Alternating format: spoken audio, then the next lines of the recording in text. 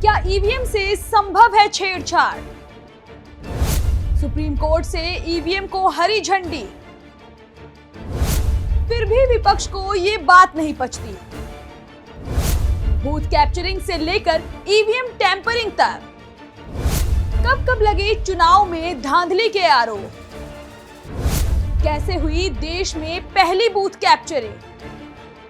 1957 से आज तक देश में चुनाव में धांधली के आरोप लगते रहे। पहले बूथ कैप्चरिंग और अब ईवीएम टैंपरिंग। समय बदल गया लेकिन आरोप जस के तस हैं। नमस्कार, मैं हूं किरण, आप देख रहे हैं डेली लाइव। ताजा मामले में ईवीएम से वीवीपैट स्लिप की 100% क्रॉस चेकिंग के मामले में सुप्रीम कोर्ट ने अपना फैसला सुना दिया है। इस मामले से जुड़ी सभी याचिकाएं भी खारिज कर दी गई हैं, यानी 100% क्रॉस चेकिंग नहीं होगी। और तो और चुनाव बैलेट पेपर से नहीं बल्कि ईवीएम से ही होगा। जब बैलेट था, जब उससे चुनाव होता था तो खबरें आती थी कि कहीं पूरा का पूरा बूथ कैप्चर हो गया, तो कहीं से खबर आती थी कि बैलेट बॉक्स लेकर ही बदमाश फरार हो गए।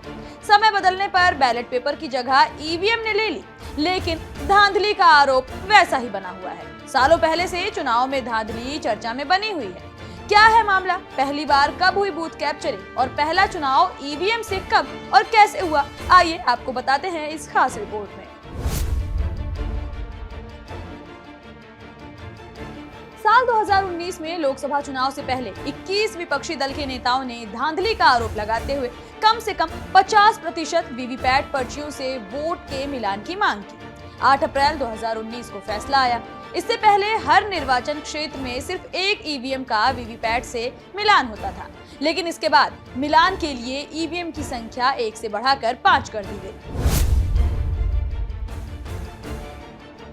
चुनाव का समय अक्सर ही भारत में बेहद संवेदनशील रहा है।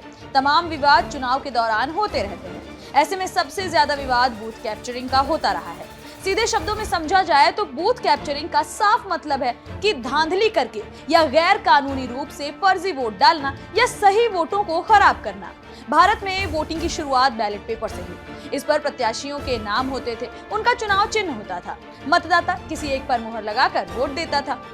पर्चियों पर कोई और निशान लग जाए या पर्ची खराब हो जाए तो ऐसे में वो वोट कैंसिल हो जाता था, जिससे एक पार्टी को फायदा होता था। इसके अलावा लोगों को डरा धमकाकर, लोगों को भगाकर और फर्जी तरीके से भी वोट डालकर बूथ कैप्चरिंग को अंजाम दिया जाता था। अब ईवीएम से चुनाव होने के बाद भी इस तरह के आरोप लगते रहे हैं। बिहार में चुनावी माहौल हमेशा से तमतमाया रहा है, चाहे अभी की राजनीति हो या सबसे पहले हुए चुनाव की। बिहार में सियासत की चाहत में तमाम ऐसी चीजें हुई हैं जो काफी हैरानी भरी हैं। साल 1957 में बिहार विधानसभा चुनाव हो रहे थे। बेगूसराय की सीट थी, तगड़ी टक्कर थी। कम्युनिस्ट पार्टी की ओर से चंद्रशेखर सिंह तो कांग्रेस की ओर से सरयुग सिंह मैदान में थे। चंद्रशेखर सिंह सिटिंग विधायक भी थे। मतदान केंद्र बेगूसराय से 6 किलोमीटर की दूरी पर मौजूद रचिया ही कचहरी टोल था। गांव के काफी लोग वोट डालने पहुंचे और एकाएक वहां 20 बंदूकधारियों ने धावा बोल दिया।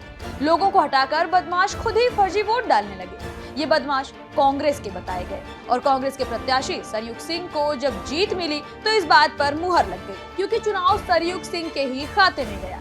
इसे ही बूथ कैप्चरिंग का पहला मामला बताया जाता है। इस मामले के बाद बिहार और दूसरे राज्यों में ऐसे ही मामले सामने आने लगे। कुछ नेताओं ने इसे जीत का आधार भी बना लिया।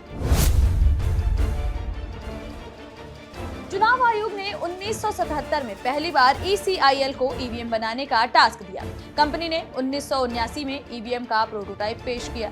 6 अगस्त 1980 को चुनाव आयोग ने राजनीतिक पार्टियों के सामने इसे पेश किया। 1982 में पहली बार केरल में विधानसभा चुनाव में ईवीएम का इस्तेमाल किया गया।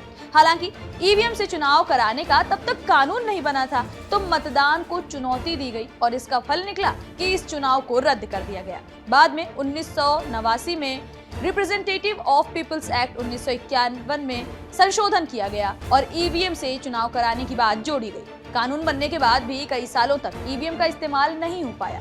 फिर 1998 में पहली बार मध्य प्रदेश, राजस्थान और दिल्ली की 25 विधानसभा सीटों पर ईवीएम से चुनाव कराए गए और ऐसे ही हरियाणा, तमिलनाडु, केरल, पुडुचेरी और पश्चिम बंगाल में भी ईवीएम से वोट डाले गए। लोकसभा चुनाव की बात की जाए तो साल 2004 में पहली बार लोकसभा चुनाव में देश की 543 सीटों पर ईवीएम से वोट डाले गए।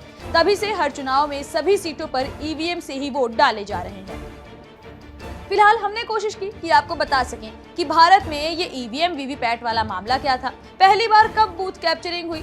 कैसी लगी ये रिपोर्ट हमें कमेंट सेक्शन में जरूर बताएं। साथ ही वीडियो को लाइक करना, शेयर करना और चैनल को सब्सक्राइब करना बिल्कुल ना भूलें।